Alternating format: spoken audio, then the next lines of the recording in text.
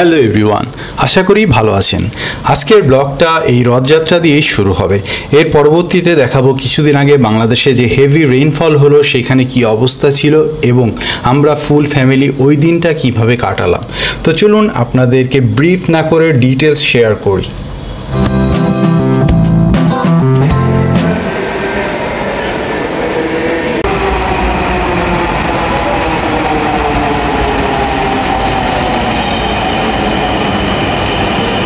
কিছু কাজের জন্য মতিঝিল যাওয়া প্রয়োজন, তাই চড়ে বসলাম মেট্রো রেলে। মেট্রো রেল এখন আমাদের খুবই ডিমান্ডেবল একটা যাতায়াত ব্যবস্থা।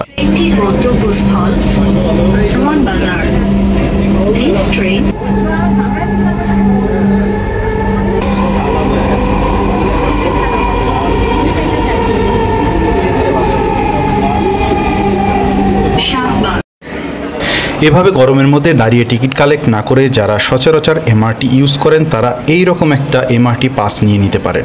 500 টাকা এখানকার কাউন্টারে জমা দিলে 200 টাকা ওরা জামানত হিসেবে রাখবে এবং আপনার কার্ডে 300 টাকা রিচার্জ করা থাকবে। সো এটা আপনাকে খুবই হেল্প করবে। এমআরটি টার্মিনালে যখন পৌঁছালাম তখন নিচ থেকে অনেক আওয়াজ শুনছিলাম মানুষের, বাট তখন আমি ক্যাচ করতে পারিনি আসলে ব্যাপারটা কি। বাট যখন নিচে নেমে আসলাম তখন আমি বুঝতে পারলাম যে আজ উল্টো বা ফিরতি রথের দিন। বাট আমার খুবই ভালো লাগলো এটা দেখে যে অনেক দিন ধরেই রথের এই প্রোগ্রামে অংশগ্রহণ করা হয় নাই, অনেক দিন বলতে অনেক বছর। তো আজকে যেহেতু সুযোগ পেয়েছি আমি একটু অংশগ্রহণ করে নিলাম আর আপনাদের সঙ্গেও শেয়ার করে দিলাম।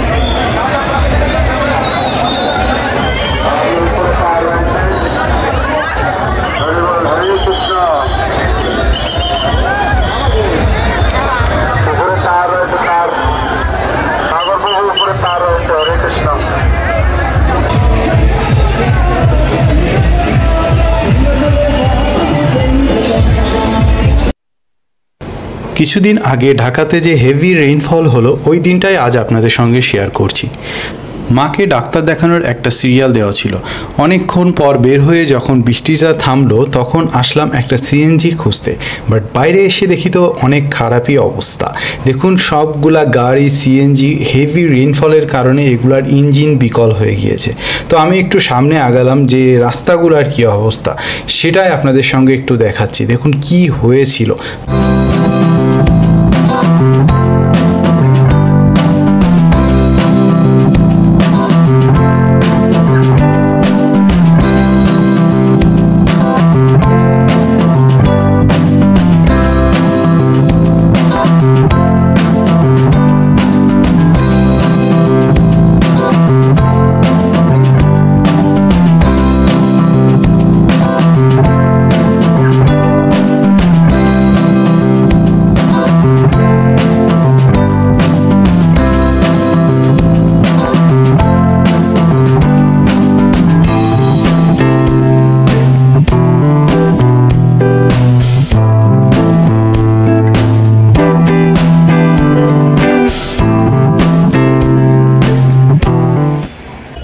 কোনো গাড়ি ঘোড়া না পেয়ে এরপর আমরা একটা নিয়ে নিলাম রিক্সা, আর রিক্সাতে করে চলে আসলাম হসপিটালে।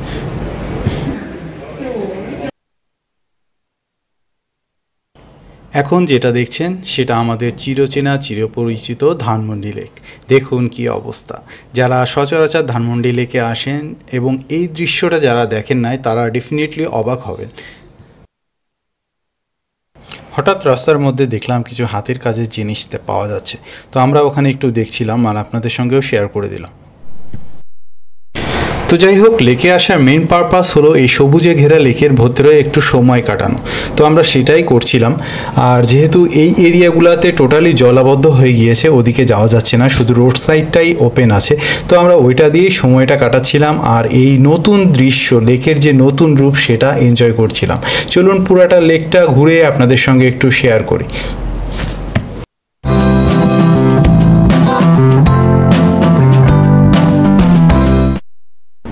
ঘুরতে ঘুরতে পেয়ে গেলাম মুড়ি এবং ভেলপুরি স্টল। আর এই দুইটা জিনিস যখনই রাস্তাতে দেখা যায় আমার এই দুই সঙ্গীকে আটকানো যায় না, তাই তারা দৌড়ে চলে যাবে এবং এগুলো মাস্ট ট্রাই করবে। সো আমরাও ট্রাই করলাম। টেস্টটা ভালো ছিল, খুব যে ভালো বলবো না, বাট এই সিচুয়েশানটাতে খুবই ভালো লেগেছিল।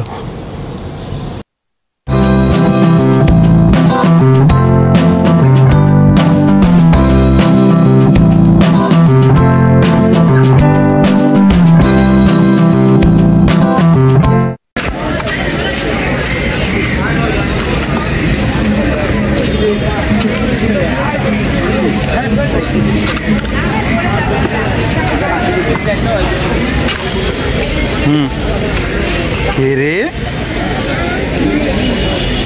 ওয়াও, থাক, হাত ছাড়াও, সোজা করে দিই, সোজা করে দিই। ইয়ে, এই যে এইদিকে মাম্মা।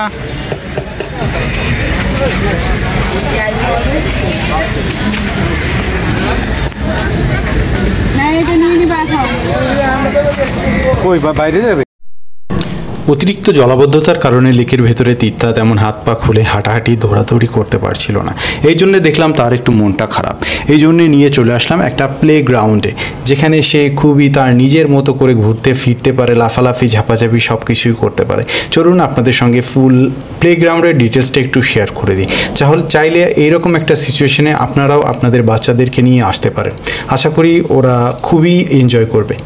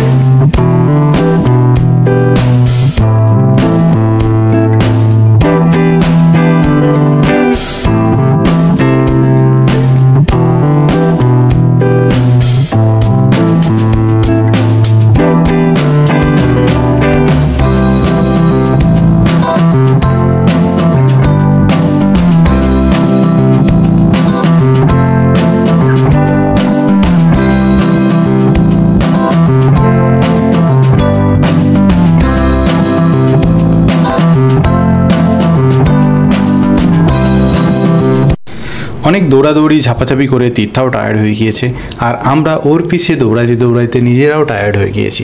তাই চলে আসলাম এই প্লেগ্রাউন্ডের পাশেই একটা রেস্টুরেন্ট আছে সেটাতে। প্রথমেই নিয়ে নিলাম কফি, আর এরপর আসছে মোস্ট ডিলিশিয়াস পিৎজাটা নিয়ে আমি খুবই কনফিউজ ছিলাম যখন অর্ডারটা দিই, বাট ট্রুলি এতটাই ভালো লেগেছে।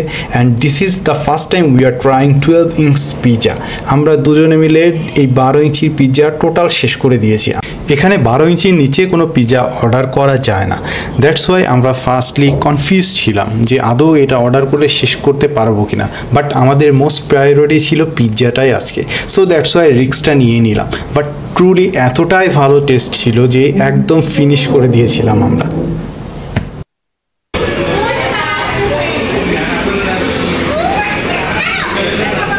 কি হলো?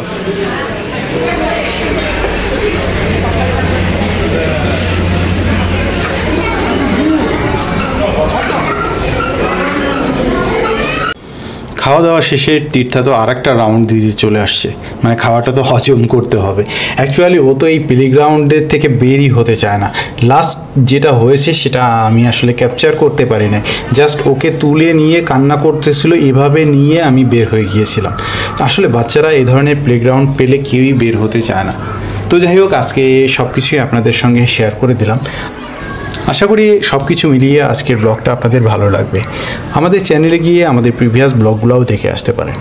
আর আমাদের ভিডিও যদি ভালো লেগে থাকে তো প্লিজ সাবস্ক্রাইব দ্য চ্যানেল। তো আজকের মতো এখানেই বিদায় নিচ্ছি, ভালো থাকবেন।